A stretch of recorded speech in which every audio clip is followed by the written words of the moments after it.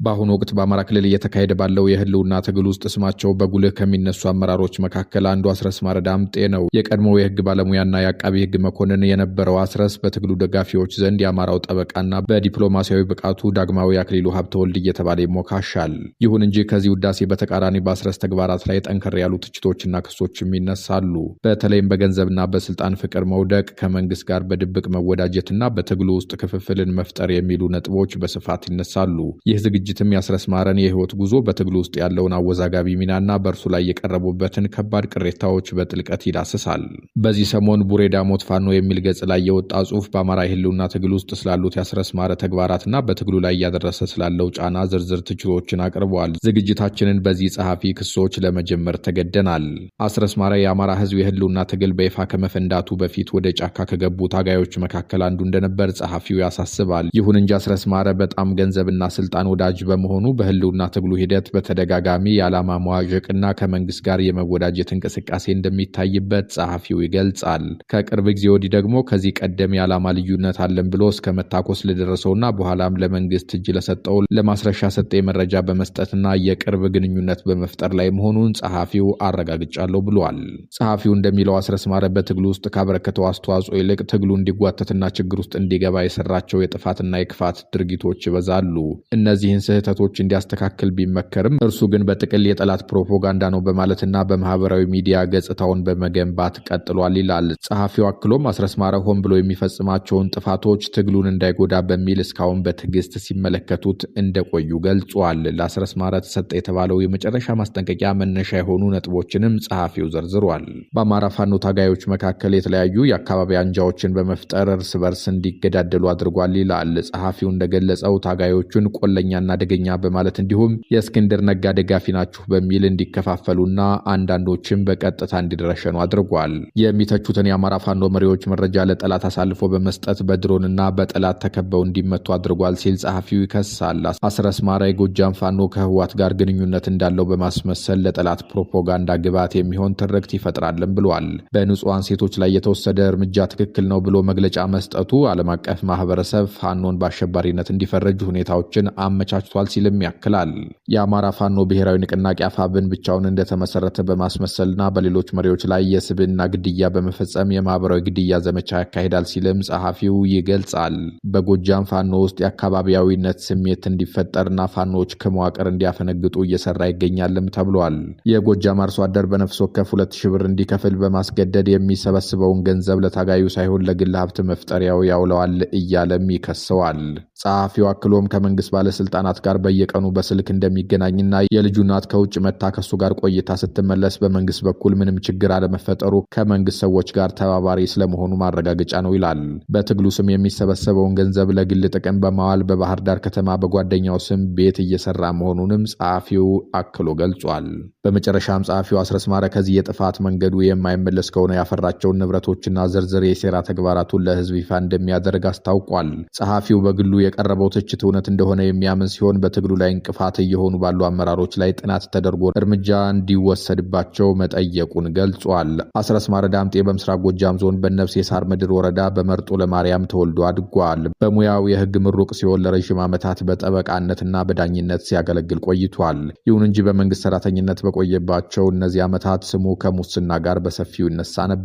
በተለይም ከወረዳው የመሬት ልማት ጽሕፈት ቤት ጋር በመመሳጠርና እጅ መንሻ በመቀበል ፍርድ ያጓድል እንደነበር አብሮ አደጎቹና የሚያውቁ ሰዎች ምስክር ነን ይላሉ። በመጨረሻም በዚሁ የሙስናና የመንግስት ሀብት ዝርፊያ ወንጀል ተጠርጥሮ ለእስር ተዳርጓል።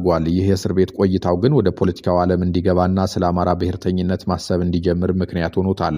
ከአንድ በኩል በሙስና የጠለሸ ስሙን ለማደስ፣ በሌላ በኩል ደግሞ የህግ ምሩቅ በመሆኑ ለፖለቲካ ቅርብ ነው በሚል በፋኖ መዋቅር ውስጥ ከፍተኛ ሹመት ለማግኘት በቅቷል። በአሁኑ ወቅት አስረስ ማረ የአፋብን የህዝብ ግንኙነት መምሪያ ኃላፊ ሆኖ በመስራት ላይ ይገኛል። የአስረስ ማረ ቤተሰቦች በአካባቢያቸው በጀግንነትና በበቀለኝነት የሚታወቁ ሲሆኑ ላለፉት 33 ዓመታት የወረዳዋን አስተዳደር ተቆጣጥረው ይገኛሉ።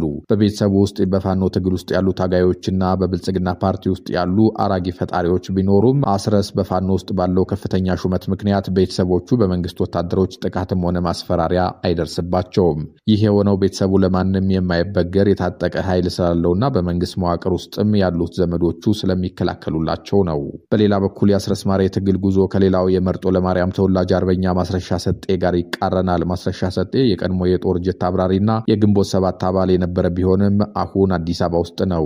አስረስ ማረ ደግሞ የዘመነ ካሴ የበታች ሹም በመሆኑ ሁለቱ የመርጦ ለማርያም ልጆች በተቀናቃኝ አቅጣጫ ውስጥ ሆነው እርስ በርሳቸው በነፍስ የሚፈላለጉ ባላንጣዎች ሆነዋል። የቡሬ ዳሞት ፋኖ ጽሑፍ አዘጋጅ ግን ባላንጣነቱ ወደ ፍቅር ተቀይሯል እያለን ነው።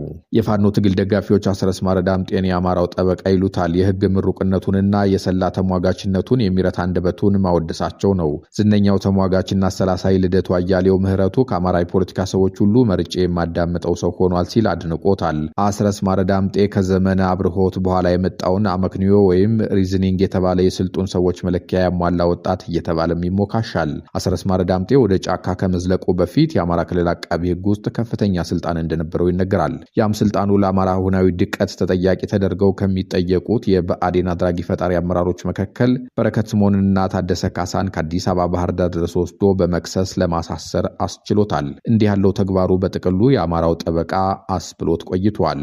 የአስረስ ማረ ዳምጤ አድናቂዎች ሰውየውን የሚያደንቁበት ሌላው አገላለጻቸው ዳግማዊ አክሊሉ ሀብተወልድ የሚል ነው። ይህ ውዳሴ የአስረስን የዲፕሎማሲ ችሎታ ለመግለጽ አገልግሎት ላይ ይውላል። በእርግጥም አስረስ ማረ ዳምጤ የፋኖን እንቅስቃሴ የዘኒው ሂውማኒታሪያን፣ የቢቢሲ፣ የዘ ኢኮኖሚስት ወዘተ አጀንዳ ማድረግ የቻለ ጎጃም፣ ጎንደር፣ ወሎ፣ ሸዋ ተብሎ በመከፋፈል ትግሉ መሆን የሚፈልገውን አማራነት አጥቶ በተበታተነ ጊዜ አንድ ለማድረግ የኳተነ ያንንም ያሳካ አገናኝ ዲፕሎማት ተደርጎ ይገለጻል። አስረስ ሲፈልግ የፋኖን የትግል ምክንያት ለጃርመሮ፣ ለደብረጽዮን ገብረ ሚካኤል ወይም ለኢሳያስ አፈወርቂ አብርሃ አስረድቶ ቀጠናዊ መናበብ መፍጠር ችሏል ተብሎም ይደነቃል። ሁላ ፋኖ አጥፍቷቸው ልጥፋ ከሚለው የብልጽግና መንግስት ሰዎች ጋር በድብቅ ይደራደራል ተብሎም ይታማል። ይህ አይነቱ ከሁሉም ወገን ጋር ክብርን አስጠብቆ መነጋገርና ፖለቲካዊ መስራት ችሎታ ደግሞ በኢትዮጵያ ታሪክ ውስጥ የጸሐፌ ትእዛዝ አክሊሉ ሀብተወልድ ነው። እናም ያስረስ አድናቂዎች ዳግማዊ አክሊሉ ይሉት ዘንድ ተገደዋል። ዛሬ አስረስ ማረ ዳምጤ በላይ ዘለቀ ላቀው ለመጨረሻ ጊዜ በሸፈተበት፣ ሽፈራው ገርባው በተገደለበት፣ ከበላይ ዘለቀ ከተሰቀለው ይሻላል ሽፈራው ሶማ የቀረው በተሰኘው ግጥም ስሙ በተጠራው በምስራቅ ጎጃሙ ሶማ በረሃ ውስጥ የራሱን ነጻ ቀጠና ፈጥሮ ጦሩን ይመራል ይባላል። በእርግጥ የትውልድ መንደሩም እነብሴ ሳር ምድር ነው፣ ለሶማ ይቀርባል። እናም አስረስ ማረ ዳምጤ እዚያ ሆኖ ከዓለም ጋር ይገናኛል፣ የመንግስት ፕሮፓጋንዳ ይንዳል። የአማራ ፋኖ ኃይሎችን በሙሉ የህዝብ ግንኙነት መምሪያ ኃላፊ ሆኖ ድምጻቸውን ያሰማል። በአጠቃላይ የአስረስ ማረ ዳምጤ የትግል ጉዞ በሁለት ተቃራኒ እይታዎች መካከል የተከፈለ ነው። በአንድ በኩል የፋኖን እንቅስቃሴ ለዓለም አቀፍ ማህበረሰብ በማስተዋወቅና በተበታተኑ ኃይሎች መካከል ድልድይ በመሆን ረገድ የማይናቅ ሚና እየተጫወተ እንደሆነ ይገለጻል። በሌላ በኩል ደግሞ የግል ጥቅምን ማስቀደም፣ የጠላት ተላላኪነትና የፋኖን መዋቅር የመበጥበጥ ተግባራት የትግሉ እንቅፋት እንደሆኑበት ይነገራል። እነዚህ የቀረቡበት ከባድ ክሶችና የተሰጡት ማስጠንቀቂያዎች አስረስ በቀጣይ በሚወስዳቸው እርምጃዎች የሚፈቱ ይሆናሉ። በመሆኑም የአስረስ ማረ ዳምጤ ታሪክ ለትግሉ ስኬት አስተዋጽኦ ያበረከተ ዲፕሎማት ወይስ ትግሉን ወደኋላ የሚጎትት እንቅፋት የሚለው ጥያቄ ምላሹ የሚገኘው በሂደት በሚታዩ ተጨባጭ ውጤቶችና ውሳኔዎች ላይ ነው። እናንተ ምን ትላላችሁ? የእኛን ጨርሰናል።